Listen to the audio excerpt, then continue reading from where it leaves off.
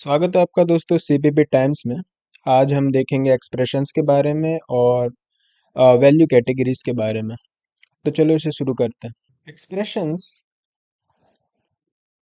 C plus plus में एक valid combination of operators और ऑपरेंड्स होने वाला है, जो कि एक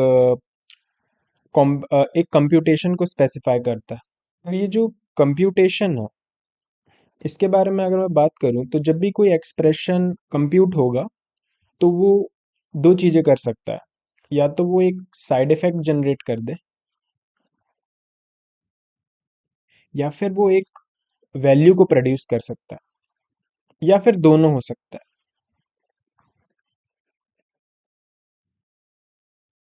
अब ये जो वैल्यू प्रोड्यूस हुई है, ये भी दो तरह से हो सकती है। या तो वो एक न्यू वैल्यू प्रोड्यूस कर दे, या फिर वो जो प्रोड्यूस कर रहा है वो एक एग्जिस्टिंग मेमोरी लोकेशन को या फिर एग्जिस्टिंग फंक्शन को रेफर करे। तो मैं मेमोरी लोकेशन लिख रहा हूँ, बेसिकली इसका मतलब है वेरिएबल या फिर फंक्शन। ठीक है। तो मैंने बोला कि एक एक्सप्रेशन जब एक एक्सप्रेशन क्या है, एक वैलिड कॉम्बिनेशन ऑफ ऑपरेटर्स और ऑपरेंड्स है। ये करता क्या है, ये कंप्यूटेशन करता है। कंप्यूटेशन में क्या होता है, दो चीजें हो सकती है, साइड इफेक्ट्स या फिर एक वैल्यू प्रोड्यूस होगी। अब ये वैल्यू जो प्रोड्यूस होगी ये दो तरह से हो सकती है, या तो एक नई वैल्यू प्रोड्यूस होगी, या फिर हम एक एग्जिस्टिंग मेमोरी लोकेशन यानी कि वेरिएबल या फिर एक फंक्शन को रेफर कर रहे होंगे जब भी ये प्रोड्यूस होगी वैल्यू। तो चलो इसे एक एग्जांपल के थ्रू समझते हैं। तो मैंने बोला लेट्स से हमने लिखा एक एक्सप्रेशन 2+3। ठीक है। तो ये एक एक्सप्रेशन है। इसमें होता क्या है, प्लस ऑपरेटर जो है दो ऑपरेंड्स 2 और 3 को लेता है, ये जो दो वैल्यू है, और रिटर्न करता है 5। इसमें कोई साइड इफेक्ट जनरेट नहीं होता, यहाँ पे एक सीधे एक न्यू वैल्यू प्रोड्यूस हुई। तो हमने देखा इसमें कंप्यूटेशन हुआ और नई वैल्यू प्रोड्यूस हुई, तो ये वाला केस लगा इसमें। इसमें कोई साइड इफेक्ट नहीं जनरेट हुआ, no side effect, new value generated. New value क्या है, 5। साइड इफेक्ट जनरेट होता तो हम यहाँ पे लिखते। ओके, दूसरा एग्जांपल लेते हैं। लेट से हमने लिखा एक वेरिएबल था इंटीजर ए, और हमने एक एक्सप्रेशन लिखा a इक्वल टू 5। तो ये जो एक्सप्रेशन है, इसमें हुआ ये कि जो कॉपी असाइनमेंट ऑपरेटर है, इसने लिए दो वैल्यूज। एक तो इसने 5 लिया, और इसने लिया a एज वेरिएबल, जिसकी initial value with its memory location, इसकी इनिशियल वैल्यू हमें नहीं पता, कुछ गार्बेज होगी। कॉपी असाइनमेंट ऑपरेटर क्या करता है, ये जनरेट करता है एक साइड इफेक्ट। क्या है वो साइड इफेक्ट, वो साइड इफेक्ट ये है कि वो ए की वैल्यू को 5 असाइन कर देता है। इसके अलावा वो एक नया वैल्यू प्रोड्यूस करता है, और वो वैल्यू ए ही होती है। तो वो ए में, तो कॉपी असाइनमेंट ऑपरेटर ए में 5 को असाइन करके ए ही रिटर्न कर देता है। इस एक्सप्रेशन में ये होता है। तो इसमें हमने साइड इफेक्ट भी जनरेट किया, और एक एग्जिस्टिंग मेमोरी लोकेशन को ही प्रोड्यूस किया। ठीक है, हमने एग्जिस्टिंग मेमोरी लोकेशन को ही रेफर किया।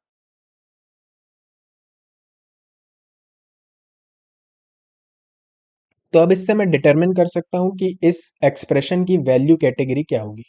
तो वैल्यू कैटेगरी दोस्तों एक एक्सप्रेशन की प्रॉपर्टी होती है, और वैल्यू कैटेगरी, अभी के लिए हम दो वैल्यू कैटेगरीज के बारे में बात करेंगे, एक एल वैल्यू यानी कि लोकेटर वैल्यू, और आर वैल्यू। तो याद रखिएगा, जब भी प्रोड्यूस वैल्यू रिफर कर रही होगी किसी एग्जिस्टिंग मेमोरी लोकेशन को या फिर फंक्शन को, तो उसकी उस एक्सप्रेशन की वैल्यू कैटेगरी एल वैल्यू मानी जाएगी। ओके। और अगर एल वैल्यू नहीं है तो उस एक्सप्रेशन की value category by default R value मानी जाएगी, यानी कि इस केस में आपको वो आर वैल्यू दिखेगी। ओके, तो एल वैल्यू और आर वैल्यू से मतलब फायदा क्या है, हम उसे अब समझते हैं। तो अगर मैं आपको एग्जांपल्स दूं, लेट्स से तो हमने एक एक्सप्रेशन लिखा टू, सिंपली टू लिख दिया।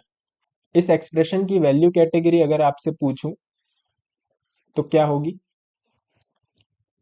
आर वैल्यू होगी, क्योंकि ये एक्सप्रेशन सिंपली रिटर्न कर रहा है टू, और जो कि एक एग्जिस्टिंग मेमोरी लोकेशन या फंक्शन तो नहीं है, इसलिए उसकी वैल्यू कैटेगरी आर वैल्यू होगी। अगर मैंने लिख दिया इंटीजर ए, ओके, और मैंने पूछा कि इस एक्सप्रेशन, यहाँ पे एक्सप्रेशन क्या है, यहाँ पे एक्सप्रेशन है सिंपली ए, तो ये क्या रिटर्न कर रहा है, तो ये एक एग्जिस्टिंग मेमोरी, तो ये क्या प्रोड्यूस कर रहा है, ये एक एग्जिस्टिंग मेमोरी लोकेशन को ही रिटर्न कर रहा है, तो हम इसे बोलेंगे एल वैल्यू। तो ये हो जाएगी एल वैल्यू। अगर मैं आपसे पूछूं एक्सप्रेशन टू प्लस थ्री, ये एल वैल्यू है या आर वैल्यू है, इसकी वैल्यू कैटेगरी इस एक्सप्रेशन की वैल्यू कैटेगरी अगर मैं आपसे पूछूं तो आपका जवाब होना चाहिए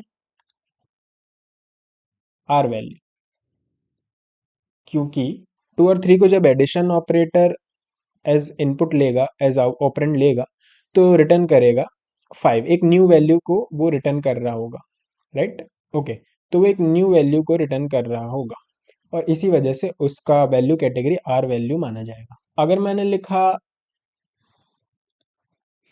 इंटीजर ए, तो वैसे ही इंटीजर ए तो वैसे ही लिख रखा है, तो अगर मैंने लिखा ए इक्वल टू फाइव, इसमें क्या क्या हुआ है, इसकी वैल्यू कैटेगरी अगर मैं पूछूं, तो दोस्तों ये जो एक्सप्रेशन है, तो ये दो सब एक्सप्रेशन से मिलके बना है। एक एक्सप्रेशन तो यहाँ खुद है, एक एक्सप्रेशन यहाँ पे है, ओके, और ये पूरा का पूरा एक्सप्रेशन दोनों सब एक्सप्रेशन से मिलके बना है, ठीक है। तो ये पूरा एक एक्सप्रेशन है, और ये दोनों उसके सब एक्सप्रेशन, ठीक है। तो अगर मैं पूछूं कि इस सब एक्सप्रेशन का वैल्यू कैटेगरी क्या होगा, तो हम डिसाइड कर चुके हैं वो आर वैल्यू होगा। अगर मैं इस सब एक्सप्रेशन का वैल्यू कैटेगरी पूछूंगा तो वो एल वैल्यू होगा, क्योंकि वो एग्जिस्टिंग मेमोरी लोकेशन को ही रेफर कर रहा है। अगर मैं एक्सप्रेशन का इस पूरे एक्सप्रेशन का वैल्यू कैटेगरी आपसे पूछूं तो क्या होगा वो, तो इसके लिए हमें देखना पड़ेगा कि असाइनमेंट ऑपरेटर करता क्या है। असाइनमेंट ऑपरेटर मैंने जैसा आपको बताया, फाइव ले रहा है और ए एज मेमोरी लोकेशन ले रहा है, एक साइड इफेक्ट जनरेट कर रहा है जिसमें वो ए की वैल्यू को मॉडिफाई करके फाइव कर देता है, और फिर वो वापस ए को ही रिटर्न कर रहा है। अब क्योंकि वो जो प्रोड्यूस वैल्यू है, अगेन प्रोड्यूस वैल्यू जो है एक एग्जिस्टिंग मेमोरी लोकेशन को ही प्रोड्यूस कर रहा है, यानी कि ए को ही प्रोड्यूस कर रहा है, इसलिए उस इस पूरे एक्सप्रेशन की वैल्यू कैटेगरी एल वैल्यू मानी जाएगी। और एल वैल्यू और आर वैल्यू का जानने से फायदा क्या है, फॉर एग्जाम्पल अगर मैं आपसे पूछूं कि five equal to a work क्यों नहीं करता, आई मीन अगर इसे रिजॉल्व करने जाएं तो बेसिकली हम बोल क्या रहे हैं, फाइव इक्वल टू फाइव ही तो बोल रहे हैं। इस एक्सप्रेशन में गड़बड़ क्या है, तो इस एक्सप्रेशन में गड़बड़ एरर इस वजह से आती है क्योंकि जो असाइनमेंट ऑपरेटर होता है वो रिटर्न करता है वापस, जैसे मैंने आपको बताया, वापस उस मेमोरी लोकेशन को ही रिटर्न कर देता है जिसे वो इनपुट में लेता है। और क्योंकि हम यहाँ पे उस मेमोरी लोकेशन को ही नहीं ले रहे, हम एक सिंपल वैल्यू ले रहे हैं, तो जब ये रिटर्न करने जाएगा तो ये मेमोरी लोकेशन को रिटर्न नहीं कर पाएगा क्योंकि वो एग्जिस्ट नहीं करती। तो इसी वजह से कॉपी असाइनमेंट ऑपरेटर यहाँ पे आपको एरर देता है, और यही वजह है कि फाइव इक्वल टू ए जैसा एक्सप्रेशन काम नहीं करता। फिर मैं आपसे पूछूं कि वैल्यू कैटेगरी का और क्या फायदा है, वैल्यू कैटेगरी ही आपको बताएगी दोस्तों कि मान लो हमने इंटीजर बी बनाया, और हमने बोला कि b को हम a की वैल्यू देंगे जो कि खुद 6 ले रहा है, तो ये एक्सप्रेशन काम करता है। तो ये एक्सप्रेशन काम कैसे करता है? ये टोटल एक्सप्रेशन जो है वो बना है इस सब एक्सप्रेशन और इस सब एक्सप्रेशन से, और ये जो सब एक्सप्रेशन है ये खुद बना है इस सब एक्सप्रेशन और इस सब एक्सप्रेशन से। अगेन, जब a इक्वल टू 6 होता है तो यहाँ पे, क्योंकि मैंने बताया आपको, कॉपी असाइनमेंट ऑपरेटर उस मेमोरी लोकेशन को ही रिटर्न कर देता है जिसे वो इनपुट में लेता है, तो यही वजह है कि यहाँ पर सिंपली a आ जाता है, क्योंकि कॉपी असाइनमेंट ऑपरेटर ने वही रिटर्न किया। And eventually b equal to a, तो b की वैल्यू 6 हो जाती है। तो ये होता है दोस्तों। तो l वैल्यू और r वैल्यू की सिग्निफिकेंस हमें प्री इंक्रीमेंट और पोस्ट इंक्रीमेंट एक्सप्रेशंस में भी दिखती है। तो पोस्ट इंक्रीमेंट्स में अगर आपको मैं दिखाऊं, तो ये हमारा पोस्ट इंक्रीमेंट हमारे लेफ्ट में है। इसमें आप देख सकते हैं, अगर हमने कोई वेरिएबल a लिया है, इसमें आप देख सकते हैं अगर हमने कोई वेरिएबल a लिया है और हमने उस पर पोस्ट इंक्रीमेंट ऑपरेशन यहाँ पे लगाया, तो अगर मैं इस एक्सप्रेशन की बात करूं तो एक्चुअली क्या होता है, पोस्ट इंक्रीमेंट ऑपरेटर जो है वो a को एज एन ऑपरेंड लेता है, एक साइड इफेक्ट जनरेट करता है जिसमें उसकी वो वैल्यू +1 कर देता है, और फिर वो a की जो ऑलरेडी वाली वैल्यू थी, पहले की वैल्यू, वो ही रिटर्न कर देता है। इस केस में 0 ही रिटर्न कर देता है। तो ये करता है एक पोस्ट इंक्रीमेंट ऑपरेटर।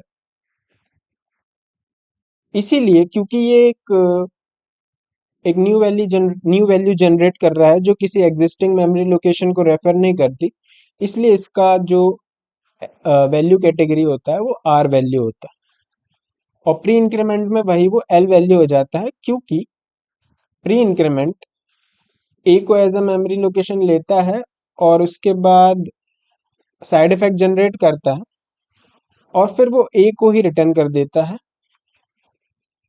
और इसीलिए उसकी वैल्यू कैटेगरी हम एल वैल्यू लेते हैं। तो अगर मैं आपको तो ये अंतर होता है पोस्ट इंक्रीमेंट और प्री इंक्रीमेंट में, और वैल्यू कैटेगरीज की सिग्निफिकेंस आपको यहाँ पे भी दिखती है। अब बात करते हैं फंक्शंस की। मैंने बोला था कि अगर एग्जिस्टिंग फंक्शन को भी रेफर करें हमारा एक्सप्रेशन कंप्यूटेशन के बाद, यानी कि मैंने जो यहाँ बोला था आपको कि ओके, तो हमने बोला था प्रोड्यूस वैल्यू अगर रेफर करेगी किसी एग्जिस्टिंग मेमोरी लोकेशन को, यानी कि वेरिएबल को, या फिर एक फंक्शन को, तो हम उस एक्सप्रेशन के वैल्यू कैटेगरी को बोलेंगे एल वैल्यू। तो फंक्शंस की बात करते हैं। अगर मैंने कोई फंक्शन बनाया दोस्तों, अगर लेट्स से एक फंक्शन लिया void f, और ये फंक्शन कुछ रिटर्न नहीं कर रहा, सिंपली ये फंक्शन हमने बनाया है, और किसी मेन फंक्शन के अंदर अगर मैं इसे एग्जीक्यूट कर रहा हूँ, लेट्स से f को मैंने यहाँ एग्जीक्यूट करा दी, और मैं आपसे पूछूं कि इस एक्सप्रेशन की वैल्यू कैटेगरी क्या होगी। अगर फंक्शन कॉल हुआ है और ऐसे एक्सप्रेशन बने हैं जिसमें फंक्शन कॉल हुआ है, तो फंक्शन की जो भी रिटर्न वैल्यू होगी उसके बेस पे डिसाइड होगा कि इस एक्सप्रेशन का वैल्यू कैटेगरी क्या होगा। फिर भी हम उसे आर वैल्यू बोलेंगे क्योंकि वो किसी एग्जिस्टिंग मेमोरी लोकेशन को रेफर नहीं कर रहा, तो इसकी वैल्यू कैटेगरी आर वैल्यू हो जाएगी। पॉइंट है। एक दूसरा एग्जांपल लेते हैं। मान लेते हैं इस बार एफ जो है वो एक रेफरेंस रिटर्न कर रहा होगा। मान लेते हैं एक पॉइंटर बनाते हैं और एक हीप में एक वेरिएबल बनाएंगे, न्यू इंट 6 रख देते हैं वैल्यू, और फिर मैं इसका ही एक रेफरेंस रिटर्न कर रहा हूँ। तो मैं क्या करूँगा, रिटर्न करा दूंगा पीटीआर को डी रेफरेंस करके। अब अगर मैं ये फंक्शन चलाऊंगा तो इस बार इसकी वैल्यू कैटेगरी एल वैल्यू होगी। क्यों एल वैल्यू होगी? क्योंकि इस बार हम एक वेरिएबल का रेफरेंस रिटर्न करा रहे हैं, और वेरिएबल का रेफरेंस जब हम रिटर्न कराएंगे तो हम एग्जिस्टिंग मेमोरी लोकेशन को ही रेफर कर रहे होंगे। रेफरेंस एक एग्जिस्टिंग मेमोरी लोकेशन को ही रेफर कर रहा होता है, इस वजह से इसका वैल्यू कैटेगरी एल वैल्यू होगा। तो फंक्शंस के बेस पे हमने क्या देखा कि फंक्शंस वाले जो भी एक्सप्रेशंस रहेंगे, फंक्शन जो भी रिटर्न करेगा उसके बेस पे डिसाइड होगा कि उस एक्सप्रेशन का वैल्यू कैटेगरी क्या होगा। ओके, क्या होता अगर मैं सिर्फ एफ ही लिखता यहाँ पे?